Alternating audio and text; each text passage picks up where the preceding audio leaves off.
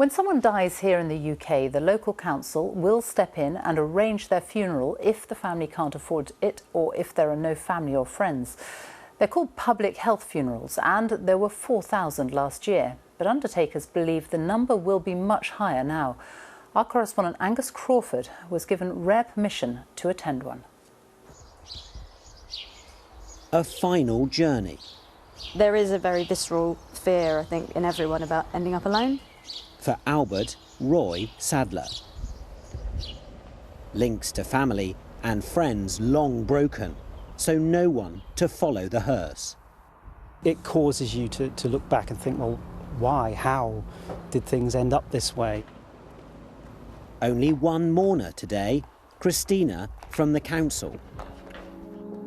People who might otherwise have been with us here today, Roy's family and friends, are absent, and so it falls to us few here to pay our respects and to bid farewell to him. Relatives out of touch for years, care home staff in isolation, so it's left to strangers to say goodbye. He was born in October 1937, shortly before the Second World War, but Roy's was a tough childhood. And in fact, he never got to know his mum, who passed away. The actual job is to arrange the funeral, but a funeral is a farewell and it is a summing up. We have to have something to say. It would be too sad not to.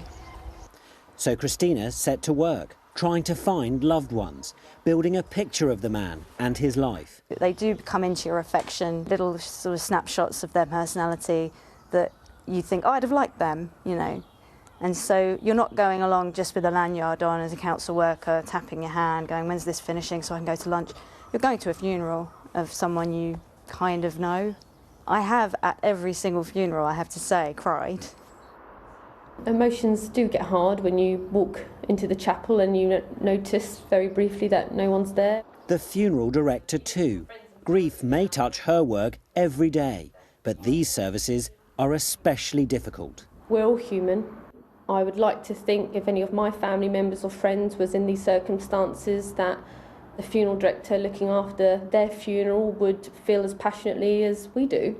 These are real people. They all had a life, or have a history, have a story.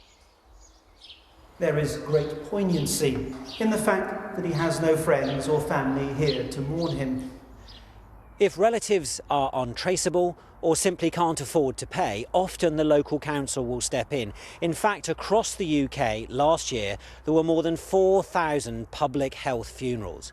But the warning is that the devastating impact of COVID may mean many more in the months to come. On a personal level, I suppose there is almost sometimes a warning that, you know, don't take things for granted. Things can go wrong, so treasure those people who mean a lot to you, keep them close and make sure your life doesn't go that way. Would you please stand for the words of commendation and commitment? It's nice to have got to know you. Sadly not when you were alive, but he seemed like a nice man and I hope we did you proud at the end.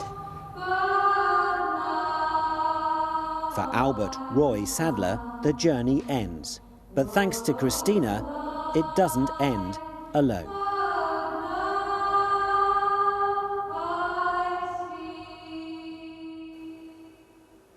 That report by Angus Crawford. Now, keeping medical staff as safe as possible from